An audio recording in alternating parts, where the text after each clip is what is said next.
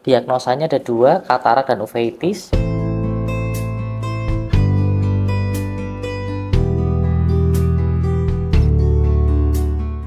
Kalau saya deketin kan murai batu kan biasanya geladak ya mas, maksudnya kabur gitu. Ini kok enggak, diem aja ya.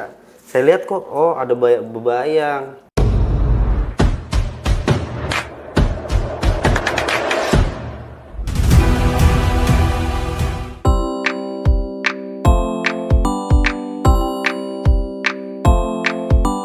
Halo semua, sahabat pencinta semua hewan ciptaan Tuhan, marilah kita menabur kasih sayang. Jaga mereka, lindungi mereka dari semua yang berbahaya, dan berikanlah cinta, kasih dan sayang.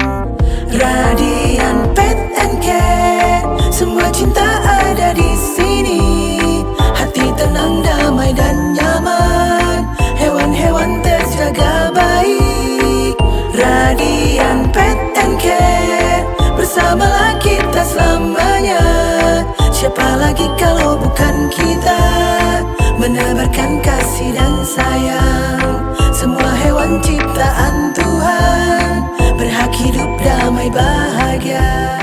Kalau kita lihat dari postur badannya dia, kita ngelihatnya yang pertama dadanya nggak nyilet, tulang kakinya atau cekernya juga nggak kurus banget, artinya kategorinya masih ideal. Jadi saya tulisnya ideal di sini. Terus untuk suhu tubuh juga nggak kita cek karena ukuran termometernya kecil, nggak muat ke kloakanya dia. Cuma kalau kita lihat dari kondisi dia saat ini, suhu tubuhnya masih normal. Semisal demam dia pasti panting, terus kalau semisal dia hipotermi pasti sayu. Ini enggak. Normalnya suhu tubuhnya burung 40-42. Jadi memang lebih tinggi dari manusia karena metabolisme dia lebih cepat.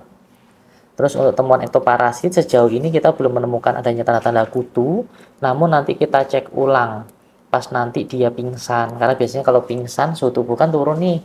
Kalau semisal ada kutu, biasanya kutunya keluar. Semisal nanti contoh pas operasi, ada kutu, nanti kita kasih catatan biar nanti kedepannya diobati. Temuan lain nggak ada, normal, mukosa tubuh normal. Untuk yang nggak normal, yang pertama kita lihat di bagian mata. Kedua matanya tidak merespon, artinya buta kedua-duanya. Terus kondisi lain di bagian mata juga ditemukan adanya massa berwarna putih yang menyebabkan dia nggak bisa melihat, dengan kondisi sebelah kiri dan kanan derajat keparahannya berbeda. Nanti saya jelaskan lagi. Terus untuk proporsi urin sama kotorannya normal, yang putih-putih itu urinnya, yang berwarna itu fesesnya. Kalau semisal putihnya lebih dominan, lebih dari 60%, biasanya indikasinya ada problem di ginjal.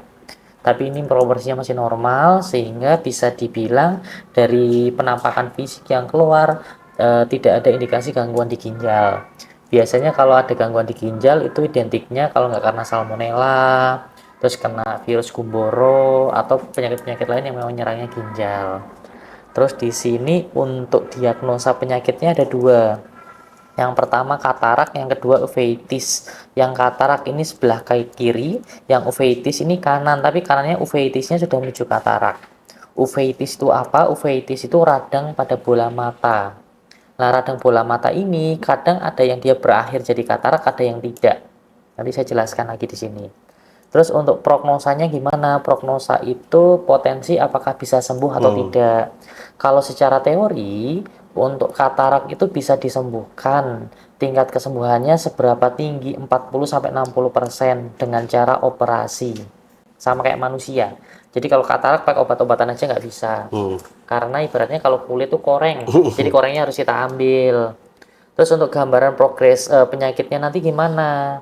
Pertama nanti kalau kita lakukan tindakan operasi, tingkat keberhasilan secara teori 40-60%. Namun dari berbagai case yang kita lakukan tindakan untuk operasi katarak, tingkat kesembuhannya 80-90%. Nanti evaluasinya bagaimana? Jadi setelah operasi, nanti akan ada evaluasi dalam waktu 1 bulan untuk kita bisa menyatakan apakah matanya itu bisa sembuh total atau tidak. Namun di sini ada satu catatan, karena posisi yang mata kiri itu kataraknya penuh banget, ada kemungkinan nanti yang kiri harus 2 kali operasi, tapi evaluasinya 1 bulan. Ini hanya kemungkinan, tetap saya tulis karena posisinya memang kataraknya udah fase akhir ibaratnya. Terus untuk katarak karena dia memang harus tindakan operasi, idealnya ketika mau lakukan tindakan operasi itu harus ada lab darah dulu. Namun di sini nggak kita lakukan karena ukuran burungnya kecil, sampel darahnya nggak cukup, pasti dia mati kalau darahnya kita ambil ibaratnya. Tapi kalau kayak burung yang ukuran besar kayak elang, terus ayam atau sejenisnya itu biasanya kita lab darah dulu. Kataraknya udah fase katarak akhir. Tandanya apa? Di sini ada massa putih, dia tebel banget. Terus lebar. Yang kanan dia fase awal katarak. Mungkin sebelumnya masih radang biasa atau uveitis tadi, tapi fasenya udah fase menuju ke katarak. Tindakannya sama, nanti harus dilakukan operasi. Katarak pasti selalu diawali uveitis. Makanya kenapa di sini diagnosanya dua, satunya katarak, satunya uveitis. Yang kiri udah full katarak, yang kanan uveitis sudah menuju katarak. Nanti setelah tindakan operasi, karena di sini ada uveitis atau radang bola mata, pasti nanti akan ada obat mata yang isinya antibiotik. Karena masih ada infeksi aktif. Karena nanti treatmentnya pasti akan berbeda mata kiri dan mata kanan. Terus penyebabnya apa sih bisa uveitis? Secara umum uveitis yang pertama itu bisa disebabkan karena agen infeksi. Agen infeksi yang sering menyebabkan uveitis itu kayak SNOT, ILT, IB. Tiga-tiganya ini penyakit pernafasan yang dia juga menyerang mata. Awal-awal biasanya matanya kemerahan, kadang produksi air mata meningkat, kadang sampai bengkak. Terus yang kedua ada yang karena non-infeksi. Non-infeksi apa yang bisa menyebabkan katarak? Yang pertama paparan sinarnya terlalu tinggi.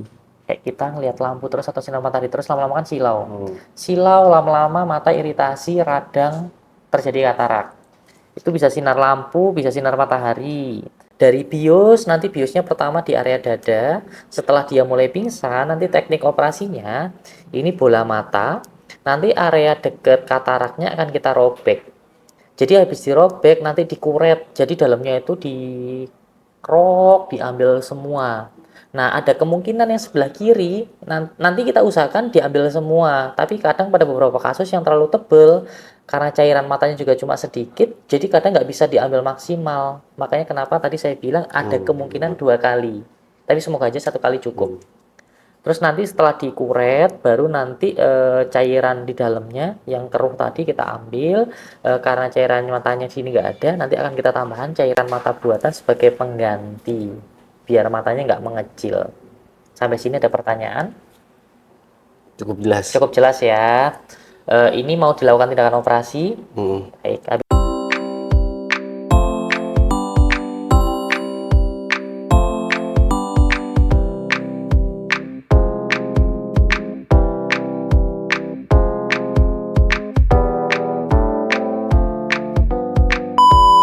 Kan minimal penyakitnya 7-10 hari. Kita anggap ini hari kedua, hari ketiga. Jadi ke cover gitu maksudnya. Imunnya biar naik semua. Ini nanti juga dikasih aja. Cuma yang di rumah yang sehat-sehat diminumnya juga dikasih ini.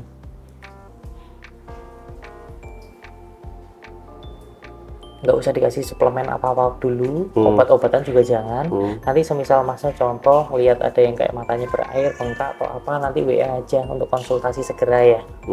Ya. Soalnya ini nularnya biasanya kontak fisik secara langsung dari sesuatu yang keluar dari ingus atau cairan mata. Takutnya pas makan atau pas minum netes terus nyebarin ke teman-teman yang lain. Kalau jumlahnya nggak banyak sih biasanya kita saranin buat dikandangin satu-satu, jaraknya agak jauh. Tapi kalau 60-an kan tidak Jadi mungkin satu-satu juga mas? Oh satu-satu juga? Satu, cuman ada 60 ekor gitu. Oke, baik. Berarti nanti tugasnya masnya dicekin satu persatu dulu. Yang posisinya kelihatan rada sayu, bulunya berdiri, matanya rada berair atau bengkak, taruh di area yang berbeda. Itu yang sumber penularan dari situ. Yang ini juga nanti dipisahin ya. Ini karena masih infeksi aktif, takutnya nularin ke temannya. Paling itu aja PR-nya.